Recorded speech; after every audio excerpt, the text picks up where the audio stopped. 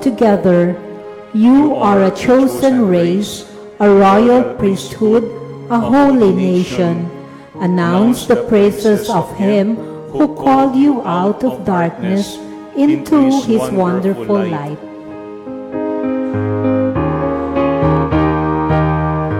Alleluia, alleluia, alleluia,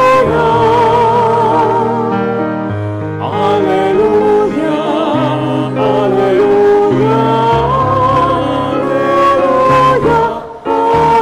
alleluia. My dear sisters and brothers, the Lord be with you. And with your spirit. A reading from the Holy Gospel according to Matthew. Glory to you, O Lord. Jesus said to his apostles, "Whoever loves father or mother more than me is not worthy of me, and whoever loves son or daughter more than me is not worthy of me. And whoever does not take up his cross and follow after me is not worthy of me. Whoever finds his life will lose it, and whoever loses his life for my sake will find it. Whoever receives you receives me, and whoever receives me receives the one who sent me. Whoever receives a prophet because he is a prophet will receive a prophet's reward, and whoever receives a righteous man because he is a righteous man will receive a righteous man's reward. And whoever gives only a cup of cold water to one of these little ones to drink, because the little one is a disciple, amen, I say to you, he will surely not lose his reward." My dear friends, the Gospel of the Lord. Praise to you, Lord Jesus Christ. Please be seated for a while. Again, my dear friends, good evening. If you notice in today's gospel, there is only one theme being given to us, and it's about discipleship, yung pagiging alagad. And there are three things that we have to remember when it comes to discipleship based on our gospel for today. It answers three important questions about the disciple. First, what is a disciple? Second, what a disciple should expect? And third, what a disciple does. Sino ba yung alagad? Ano ba yung dapat inaasahan ng alagad? At pangatlo, ano ba yung dapat ginagawa ng alagad? Number one, what a disciple is. If you notice in our gospel today, Jesus said, "Whoever loves father or mother more than me is not worthy of me. And whoever loves son or mother more than me is not worthy of me." We have to understand what Jesus meant with His words. Hindi ibig sabihin ni Jesus that we have to hate or abandon our families, our friends, and our neighbors. In fact, it is Jesus who tells us that a disciple will be known because of his love. Makikilala yung alagad dahil sa kanyang pag-ibig. Pero yung point ng ating gospel is this: a disciple is someone who makes God his priority in life. Yan ang alagad. Ang alagad, dapat laging ang Diyos ang una sa kanya. Kaya nga ang sabi ni Jesus, "Whoever loves father or mother more than me is not worthy of me. And whoever loves son or daughter more than me is not worthy of me." Yan ang unang paalaala sa atin. If we call ourselves disciples of Jesus, He should be our life priority. Dapat siya ang una sa ating buhay. But at the same time, if God is our priority in life, we should also reflect that love in our dealings with one another. Kailangan din ating sinasalamin yung ating pag-ibig sa Diyos sa ating pag-ibig at pakikitungo mismo sa ating kapwa. Because the one who loves God will only do what is good to those whom He loves. Hindi natin pwedeng sabihin na mahal natin ang Diyos kung ating hindi ginagalang yung ating mga magulang. Ating hindi pwedeng sabihin mahal natin ang Diyos kung ating ginugulangan yung ating kaibigan o yung ating kapitbahay. Ating hindi pwedeng sabihin minamahal natin ang Diyos kung ating pinababayaan yung ating mga anak o yung mga tao kung saan tayo ay merong pananagutan. Kaya nga yung basis ng ating relationship with one another ay walang iba kung hindi yung our love and fidelity to God. Yan ang unang paalaala sa atin. A disciple is someone who makes God his or her priority. But that should be reflected also in the way he or she loves others. Sabi nga po ni St. John Bosco, put God first and all other things will fall at their proper place. Put God first and other things will fall at their proper place. Mga kapatid, lagi nating uunahin ang Diyos. Lagi nating pahahalagahan ang Diyos. Dahil sa isang banda, hindi naman niya pinababayaan at kinakalimutan yung mga tao na sa Kanya ay nagmamahal at kapag siya ang laging inuuna. First, a disciple is someone who makes God his or her priority. Pero pangalawa, when we look at our gospel, what a disciple should expect. Ano ba yung dapat asahan ng alagad? No other than the cross. Sapagkat in our gospel, Jesus said, whoever does not take up his cross and follow me is not worthy of me. When we talk of discipleship, it's not only about enjoyment, but it is readiness to carry our cross because of our love for Jesus. Sabi nga ng isang santo, si Saint Maximilian Kolbe, the cross is the school of love. Tuturuan daw tayo ng krus kung paanong tunay magmahal. No, kasi kapag tayo ay nagmamahal, ating niyayakap pati yung hirap, pati yung dusa, para lamang maipakita at mapatunayan yung ating pag-ibig sa ating pamilya at sa ating kapwa. Kaya nga yan ang pangalawang point ng ating ebanghelyo sa ngayon. If we call ourselves disciples of Jesus, expect that there will always be a cross. Hindi pwedeng alagad, pero walang pagdurusa, walang hirap, walang mga pagsubok. Pero I think what is very important is also our disposition towards it. Kasi pwedeng merong cross, pero yung ating thinking is that it is something being forced on us. Pinipilit lamang sa atin. Pero yan ang pangalawang paalaala ng ating ebanghelyo sa ngayon. If someone loves another, definitely he or she is willing to embrace even the cross, simply to prove his or her love. Handa niyang yakapin pati yung krus bilang tanda o patunay ng pag-ibig. Kaya nga maganda yung sinabi in our gospel. Ang sabi ni Jesus, whoever finds his life will lose it.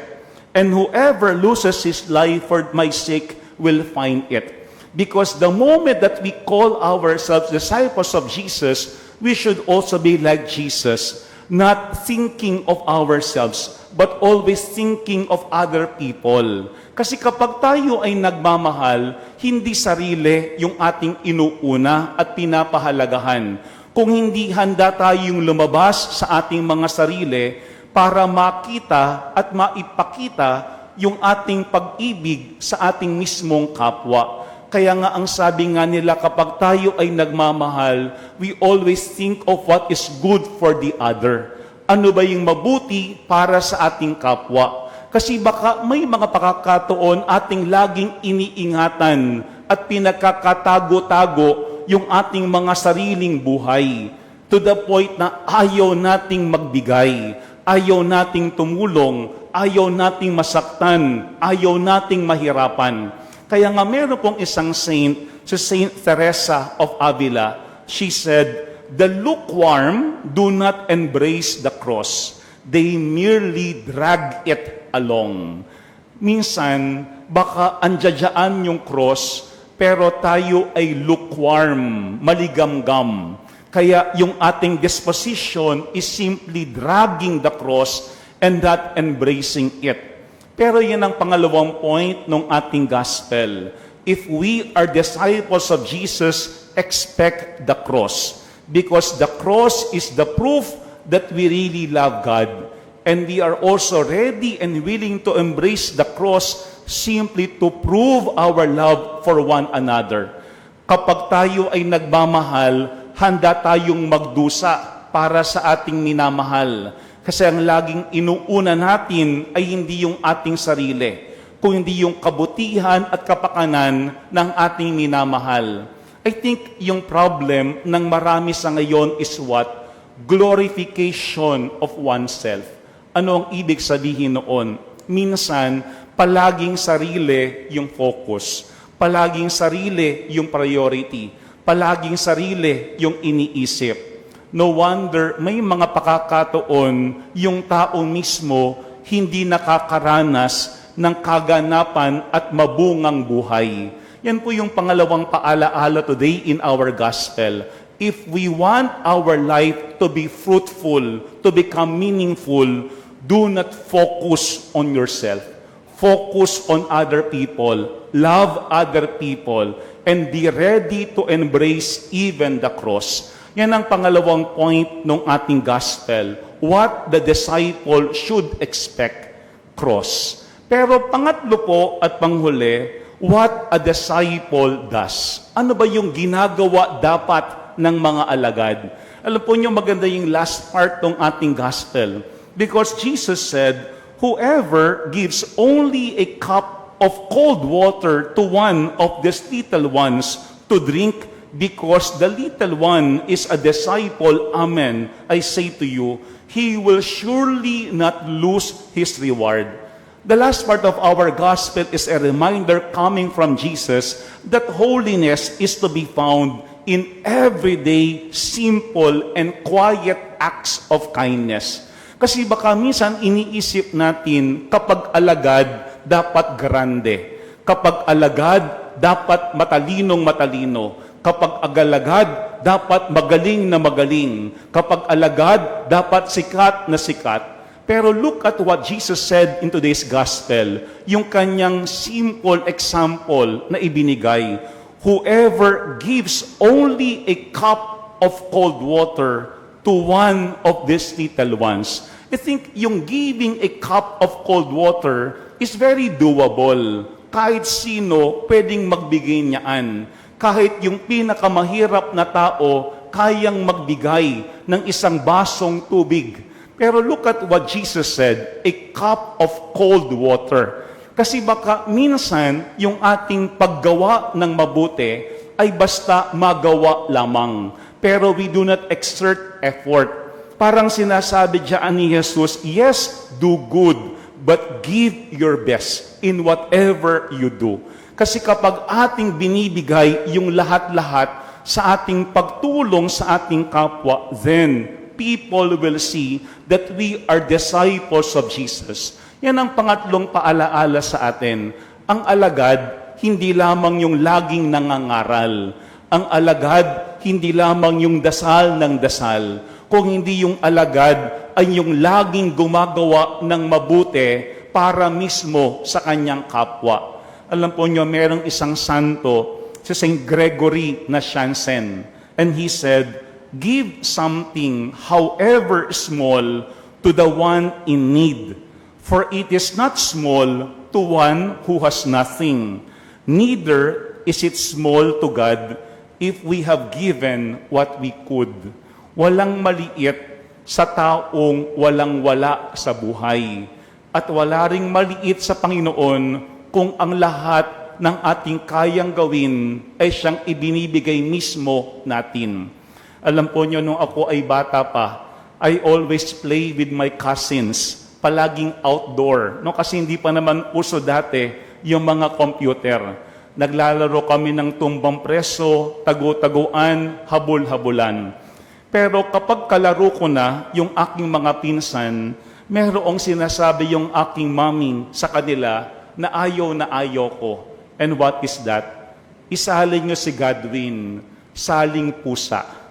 Pag sinasabing saling pusa, inis na inis ako. Bakit? Kasi parang hindi ako pinapansin sa laro ng aking mga pinsan. Kasi saling pusa, hindi yan seryoso sa paglalaro. Mga kapatid, tandaan natin, walang saling pusang alagad. It's either alagad tayo o hindi. Pero kapag tayo ay alagad, remember 3 important things based on our gospel. Number 1, God has to be our priority. And He has to be the basis of our other relationships in life. Second, if we are disciples, be ready to accept and even embrace the cross because of our love. And third, if we call ourselves disciples of Jesus, we should be doing good every day to everyone. Tandaan natin, walang saling pusang alagad. Amen. Mga kapatid, seryosohin natin ang pagiging isang alagad. Kasi alam natin na si Jesus seryoso din nung siya'y tumawag sa atin. Tandaan natin, walang saling pusang alagad. It's either tayo ay alagad o hindi. Pero yaan ay ating maipapakita sa ating uri ng pamumuhay araw-araw. The Lord be with you. And with your spirit. And may Almighty God bless you and your families, the Father, the Son, and the Holy Spirit. Amen. The